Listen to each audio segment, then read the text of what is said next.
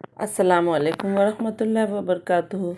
اللہ کو بتایا کرے اپنے دل کی کیفیت، اسے بتایا کرے کہ آپ کیا محسوس کر رہے ہیں، کتنی تکلیف میں ہیں۔ آپ یقین کریں وہ بہت پیار سے سنے گا، اس کے سامنے رو لینے سے ہی آپ کے دل میں سکون اترے گا۔ بے شک وہ دلوں کا ہمراز ہے۔ انسان کو انسان سے دور کر دینے والی دو چیزیں، پہلی چیز زبان اور دوسری چیز پیسہ ہے۔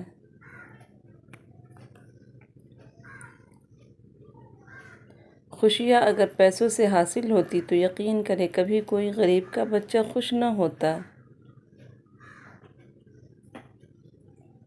محبت ہو جانا یا مل جانا اہم نہیں ہوتا، محبت کو زندہ رکھنا اور عزت دینا اہم ہوتا ہے۔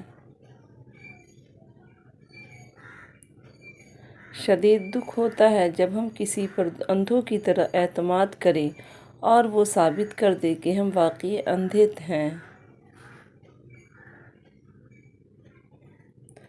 ان لوگوں کو معاف کر دو جو کبھی آپ کی تکلیف کا سبب بنے تھے، اور انہیں یاد رکھو جو ہر وقت آپ کی خوشیوں کی تلاش میں رہتے ہیں۔ عزت، پیار، شفقت اور احساس ایسے ادھار ہیں جو ہمیشہ دوگنے ہو کر واپس ملتے ہیں۔ مخلص لوگ بہت کمزور ہوتے ہیں اور دھوکہ بھی جلد ہی کھا لیتے ہیں، کیونکہ وہ اپنے خلوص کی وجہ سے نرم پڑ جاتے ہیں اور زمانہ ان کو نگلنے کی کوشش کرتا ہے، لیکن ان کی مدد اللہ کرتا ہے۔ دھوکہ کھانے والوں کو سکون مل جاتا ہے، لیکن دھوکہ دینے والوں کو کبھی سکون نہیں ملتا، وہ بھٹکتے رہتے ہیں۔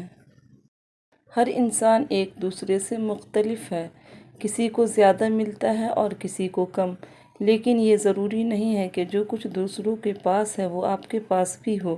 اللہ کی تقسیم پر ناراضگی کا اظہار کر کے گنہگار نہ بنیں۔ اللہ تعالیٰ پر توکل رکھیں اور اپنے مقدر پر خوش رہنا سیکھیں۔ قدر اور وقت بھی کمال کے ہوتے ہیں۔ جس کی قدر کرو وہ وقت نہیں دیتا، اور جس کو وقت دو وہ قدر نہیں کرتا۔ رسول اللہ صلی اللہ علیہ وسلم نے ارشاد فرمایا، جو آدمی غصے کو پی جاتا ہے اور غصہ کرنے پر قادر بھی ہوتا ہے، اللہ اس کے دل کو ایمان سے بھر دیتا ہے۔ سب سے قیمتی ہدیہ، کسی کو کچھ دینا ہی ہدیہ نہیں ہوتا، بلکہ کسی پر غصہ آ جائے تو اس کا اظہار نہ کرنا، اور کسی کے راز معلوم ہو تو انہیں چھپانا، کسی کو معاف کرنا بہت مشکل ہو تو اسے معاف کر دینا، کسی کی عزت کو تار تار کرنے سے اپنی زبان کو بچانا بھی ہدیہ ہی ہے۔ انسان جب اپنی خواہشات اور ضروریات محدود کر لیتا ہے تو پھر اسے جھوٹ بولنے کی ضرورت ہی پیش نہیں آتی۔